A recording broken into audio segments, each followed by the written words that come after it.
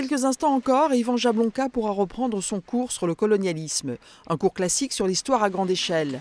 Mais Yvan Jablonka s'intéresse aussi à l'histoire, étudiée à partir d'une autre perspective, d'un autre point d'observation, la micro-histoire.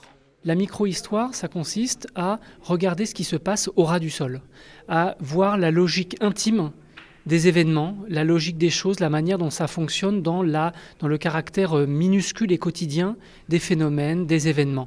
Et il y a une autre chose aussi importante dans la micro-histoire, c'est que ça permet de faire des variations d'échelle. C'est une manière de changer de focale. Nous retrouvons l'historien à la bibliothèque universitaire. Il y fait des recherches, mais ce n'est pas ici qu'il a trouvé les archives qui lui ont permis d'écrire « Histoire des grands-parents que je n'ai pas eus ». L'histoire de Matès et Idessa Jablonka, juifs polonais communistes émigrés à Paris et qui ont été déportés à Auschwitz il y a juste 70 ans. Mon fonds d'archives, je ne l'ai pas trouvé dans un grenier d'une maison de campagne. Ce n'est pas une correspondance privée que mes grands-parents auraient laissée. Mais ces archives, je suis allé les chercher activement, patiemment, et parfois en me trompant ou en échouant, aux quatre coins du monde. Et ça, j'ai voulu aussi montrer que l'histoire, c'est une quête. C'est un combat contre l'oubli, le néant, l'oubli, le vide.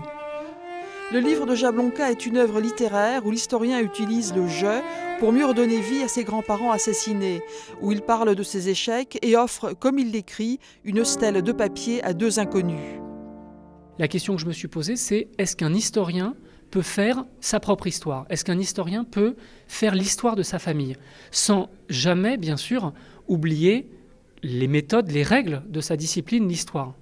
Et j'ai essayé de montrer que c'était possible, qu'on pouvait travailler sur soi, sur les siens et sur des choses terribles, douloureuses, avec tout de même une forme de recul, de distance, ce qu'on est en droit d'attendre de l'historien. La micro-histoire est aussi le moyen de donner une place à des inconnus engloutis par le passé.